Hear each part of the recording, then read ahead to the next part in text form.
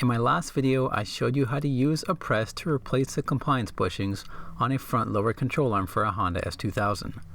Today, in the final part of this series, I'm going to show you how to reinstall a front lower control arm with new caster alignment hardware.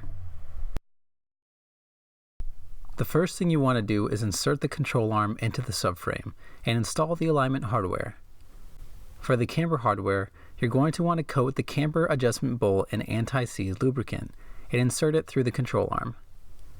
Then insert the alignment plate onto the end of the bolt and thread the nut onto the bolt. Don't bother torquing the camber hardware just yet. For the caster hardware, you're going to need to get the top nut into place by inserting it through the inside of the subframe. Once the nut is in place, coat the caster sleeve in anti-seize lubricant and insert it through the compliance bushing. Rotate the caster sleeve and wiggle the top nut until they are both aligned. Once they are aligned, coat the caster bolt in anti-seize lubricant and thread it into the top nut. Technically we could torque it down now, but we'll torque it down with the camber hardware later. Next, reinstall the swaybar end link using a 14mm wrench and a 5mm hex drive. Torque it to 28 foot-pounds. Now it is time to reinstall the wheel knuckle onto the lower control arm. Lift the wheel knuckle back into place and use a 17mm socket to reinstall the two bolts that secure the lower ball joint to the wheel knuckle. Torque them to 47 foot-pounds.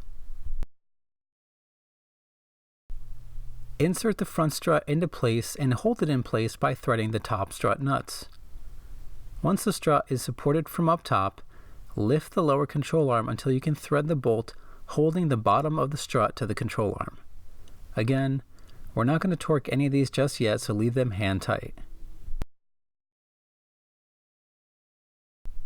Move the upper control arm back into place and use a 17mm socket to thread the two bolts securing the upper control arm to the frame of the car. Again, don't torque these just yet.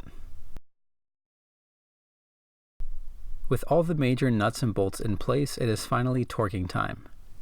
The reason you haven't torqued anything yet is because the bushings must be preloaded before they can be fastened.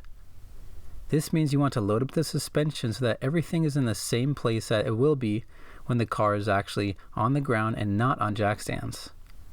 The easiest way to do this is to simply jack up the lower control arm until the car just barely lifts off the jack stands.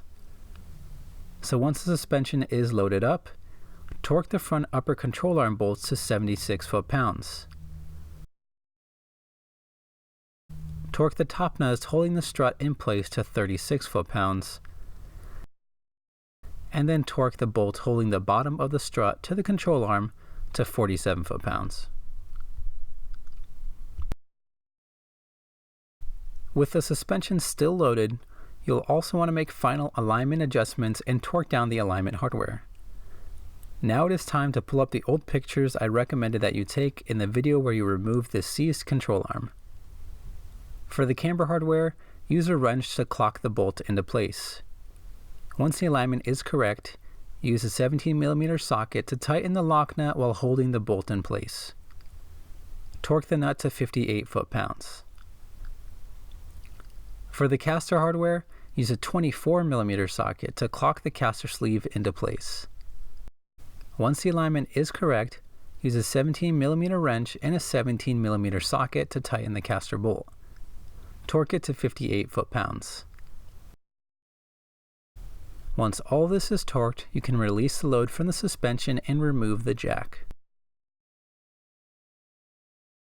Now use a 12mm socket to tighten the bolt securing the brake line to the front strut. Torque it to 16 foot-pounds. If your ABS sensor was seized, you'll have to feed the connector back into the engine bay and clip it into place. If you were able to remove the ABS sensor wiring harness, you want to use a 10mm socket to replace the 5 bolts securing the wiring harness to the knuckle and the upper control arm. Torque these bolts to 8.7 foot-pounds.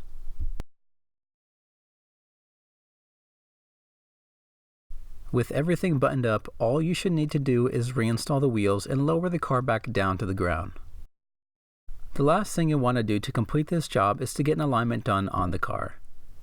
Even if you took pictures before removing the alignment hardware and moved it back into place during replacement, the caster and camber alignment could be slightly off, and this could cause unwanted wear to your tires.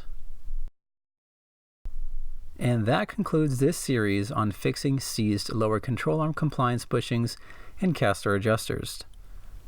If you found this video helpful, give this video a thumbs up and smash that subscribe button if you'd like to see more. As always, feel free to leave a comment down below about a video you'd like to see in the future.